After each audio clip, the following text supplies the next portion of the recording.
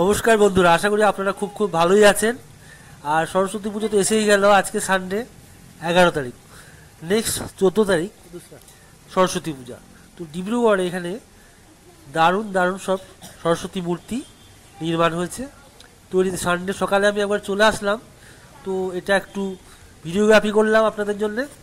দেখুন কত সুন্দর সব রং আর তার অলঙ্করণের কাজ চলছে, অসাধারণ সুন্দর লাগছে। আর এই মূর্তি শিল্পীরা এখন অক্লান্ত পরিশ্রম করে চলেছে, কারণ আর হাতে সময় খুব কম। দেখেছেন কত সুন্দর মূর্তি, এত সুন্দর ফিনিশিং করেছে, দারুণ লাগছে। উপরে ময়ূর বসে আছে। এটা জায়গাটা বলে দিচ্ছি, এটা ডিব্রুগড়, যেটা রেল ওভারব্রিজের পাশে। জায়গাটা হচ্ছে খুব সুন্দর, এখানে মূর্তি বানায়। দুর্গাপুজোর সময় আমি এসেছি। এটা রেল লাইনের পাশেই পড়ে।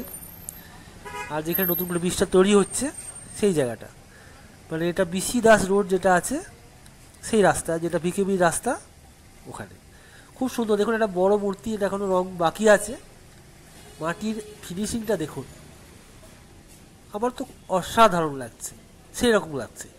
যাই হোক, এখানে অনেক মূর্তি সমস্ত অর্ডার দেওয়া আছে, বিভিন্ন বাড়িতে, বিভিন্ন স্কুল কলেজে যাবে।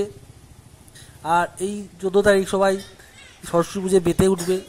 আশা করি আপনারাও যে যার এলাকাতে পুজোয় ব্যস্ত থাকবেন আর এই দিনটাকে খুব ভালো করে এনজয় করবেন।